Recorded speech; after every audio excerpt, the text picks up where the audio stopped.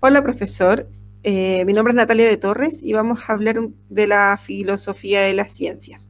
Ya vamos a empezar por el positivismo lógico. Este fue un movimiento intelectual nacido en Viena, también llamado Círculo de Viena. A este pertenecían distintos científicos y filósofos, ¿ya? Y súper importante saber que ellos hacían una diferencia entre lo que era científico y lo que no lo era, y a esto le llamaban ellos el criterio de demarcación. Los primeros científicos decían que de la verificación hacían las teorías, es decir, que siempre una teoría debía ser experimentada y verificada. Rudolf Carnap es el autor, uno de los autores más importantes. Él decía que todo conocimiento debe venir de los sentidos y debía ser empírico. Y como nosotros expresamos el conocimiento a través del lenguaje, lo importante es que cuando lo escribiéramos o lo pasáramos a teoría, ¿cierto? Esto debe respetar la lógica. No puede y no debe tener ni una mínima contradicción. Y es decir, que ellos trabajaban en base a la lógica y la experiencia. Otro de los autores que es destacado dentro de lo que era el positivismo lógico, el Círculo de Viena, es Karl Popper. Él vino a salvar un poco el positivismo lógico porque había una crítica, ¿cierto?, que decía un poco como que no se podía ver el futuro, que era quizás lo que el positivismo lógico enfrentaba. Él, por ende, una como teoría que pudiéramos tener hoy, no necesariamente se avalaba en el futuro. Y es ahí cuando aparece Popper. Él dice y le da un poco la vuelta a lo que enfatiza el positivismo lógico, pero siempre en pro de lo que es el positivismo lógico, ¿cierto? Porque él señala que las verdades son verdades hasta que alguien no demuestre lo contrario de manera empírica. Es decir, que si alguien viene a contradecir lo que decían ellos, tenía que ser de forma verificable. Por ejemplo, el tema de cuando yo voy a poner el ejemplo del agua, uno hierve el agua a una cantidad de grados Celsius, que pueden ser, por ejemplo, 500, no sé cuánto hierve en realidad. Yo puedo decir que todo el agua hierve a esa temperatura, y eso es ley ahora. Pero puede que en un futuro alguien venga y descubra o investigue y de forma empírica pueda comprobar, ¿cierto?, que el agua hierve a 20 grados Celsius. Bueno, cuando eso ocurra, esa verdad pasa a ser verdadera. Pero mientras tanto, lo que yo digo es lo que vale. Entonces, él señalaba también que, bueno, a este modelo, primero que todo, él le llama deductivo falsacionista. Entonces, a pesar de que él decía que lo que señalaba el positivismo lógico es correcto, como yo le señalaba, pero podía ser de manera provisoria, es decir, no enfocado en el futuro, sino de lo que estamos viviendo hasta el día de hoy. Bueno, ahora le voy a pasar a hablar rápidamente de lo que es el relativismo historicista. Uno de sus autores importantes fue Thomas Kuhn. Él plantea que no hay posibilidad de separar el criterio de descubrimiento y el criterio de justificación. Él dice que la historia rompe con la idea de la objetividad, y esto porque no sabemos si la verdad de hoy se sostenga en el mañana. Y es un poco cierto lo que defendía arriba Popper. Es decir, no es posible asumir que hay verdades absolutas. Por ejemplo, yo doy el ejemplo como de la historia, ¿cierto? Uno en el pasado podía tener una verdad y para nosotros esa verdad era la que nosotros teníamos como irrefutable, podríamos decirlo así.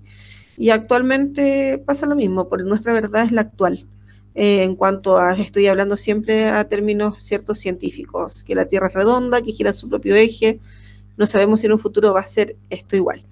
Él es el que desarrolla el concepto del paradigma. ¿Y qué es paradigma? Según el diccionario, es un ejemplo o modelo de algo. En el caso de Kuhn, dice que se refiere a series de creencias que los científicos asumen sin cuestionar, que es lo que yo acabo de decir, y que le permite entender el conocimiento científico. Ya, por ejemplo, un profesor de un ejemplo de esto, la gravitación, que Galileo llevaba a cabo como teoría. Él decía que era un imán, poco menos que era un imán, ¿cierto?, que absorbía las cosas a la Tierra. Y cuando llega Einstein, él dice que no, que la gravitación no es eso, y que más bien el espacio es el que nos absorbe, ¿cierto? Y como que hace una presión hacia la Tierra, que hace este efecto como gravitacional. Es decir, que él cuestiona las bases de la física en ese momento y genera un cambio en la comprensión de la ciencia, de la física. A esto se le llama la revolución científica. Pero lo que decía también Kuhn era, ¿se puede comparar un paradigma con otro?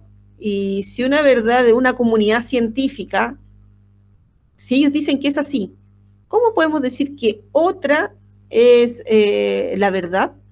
O sea, ¿por qué tenemos que contradecir a una comunidad científica o decir que lo de ellos es incorrecto? Él decía que eso no se podía, que no existía y que era imposible. Bueno, ahora voy a hablar del naturalismo científico. Este tiene por propuesta abandonar todas las discusiones especulativas en cuanto al conocimiento, así como que va evolucionando todo. Abandonar la idea de que la epistemología, por ejemplo, es exclusiva de la filosofía. Aquí aparece Quine. Él señala que si la ciencia avanza, es verdadera. Él propone abandonar la idea de justificar el conocimiento. Él decía que, esto lo voy a decir textual porque lo leí así, o lo escuché así, mejor dicho, aprovechemos el conocimiento de la ciencia para pensar cómo ocurre el conocimiento. Para él la psicología era la disciplina científica que explicaba cómo acontece el conocimiento, porque ésta podía estudiar cómo percibíamos nosotros el conocimiento, cómo lo procesamos y cómo lo llevamos a cabo, es decir, lo representamos.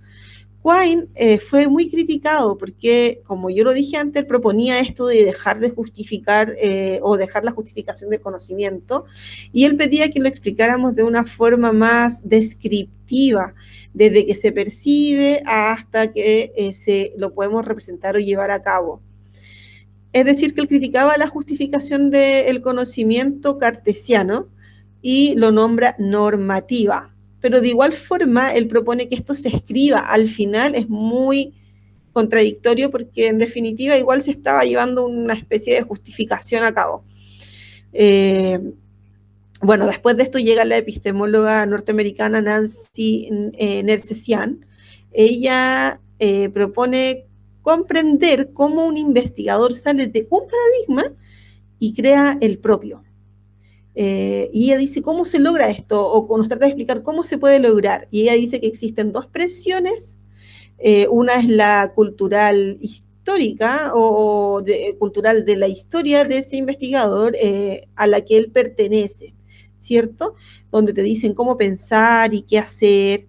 Y existe la otra presión a lo nuevo, que eso también es muy fuerte, al descubrir, al experimentar cosas también novedosas, al hacer algo distinto, que podía ser muy llamativo. Ella integra también la psicología y la historia para comprender cómo ocurre el conocimiento. Bueno, eso a grandes rasgos sobre las tres corrientes epistemológicas y también sobre sus mayores precursores. Ahora voy a hablar un poquito de lo que es el poder y el conocimiento, ¿ya? Y como dice el PPT, dice el poder es saber. Me gustó mucho esa frase. Aquí uno de los mayores influyentes, ¿cierto?, filósofos fue Michel Foucault. En el siglo XX, él era llamado un postestructuralismo, a lo cual él no estaba de acuerdo con eso. Cabe señalar que los estructuralistas realzan el papel social por sobre el sujeto en sí. La estructura social decían que determinaba cómo un individuo actuaba, pensaba, bueno, ¿cierto?, cómo se movía. Y a pesar de que el postestructuralismo igual le da importancia al rol social, le da más importancia, o no es más importancia, pero destaca más, y es más relevante también el rol del sujeto. Él decía que para el poder, ¿cierto?, está más presente en la vida cotidiana de lo que todos nosotros creemos y no nos damos cuenta. Está en las relaciones de poder, ya sea, por ejemplo, de padres e hijos, de profesores, así como usted y yo, y alumnos, también puede cambiar quién desarrolla ese poder en sí. Por ejemplo, durante lo cotidiano, yo puedo estar aquí en mi casa y yo tengo más poder que mis hijas, pero voy a mi trabajo o con mi madre, que también vivo, ella tiene más poder sobre mí y mi jefa lo más probable es que tenga más poder sobre mí, o sea, eso es indudable. Un poco a él se refería a eso, ¿cierto? Que el poder era como algo que vivíamos de manera cotidiana. Eh, Podemos decir que siempre también este tipo de relaciones llevadas por el poder eh, también van relacionadas con el saber. Por ejemplo, yo puedo tener al presidente de la República, que quien más que él, es cierto, va a tener más poder. Pero si ese presidente de la República se enferma un día, va a tener que ir a un médico. Esto fue un ejemplo que también escuché y me pareció súper interesante. Y ahí el presidente va a estar bajo el poder de ese médico, porque él es el que tiene el conocimiento y el saber y el poder dentro de esa situación. Para él, las instituciones también fijan nuestro comportamiento, nuestros hábitos. Si queremos formar parte de una sociedad productiva, decía él, tenemos que señalar que él también pensaba que, a diferencia del estructuralismo, los seres, el sujeto, o nosotros, podíamos cambiar si es que queríamos. Esa es la diferencia también que él le daba. ¿Ya? Profesor, me gustaría ahondar más en los temas, pero el tiempo es oro. Así es que muchas gracias por escuchar y espero que haya entendido mi disertación. Y ahí un pequeño mensaje que fue idea de mi hija. Y muchas gracias. Que tenga buen día.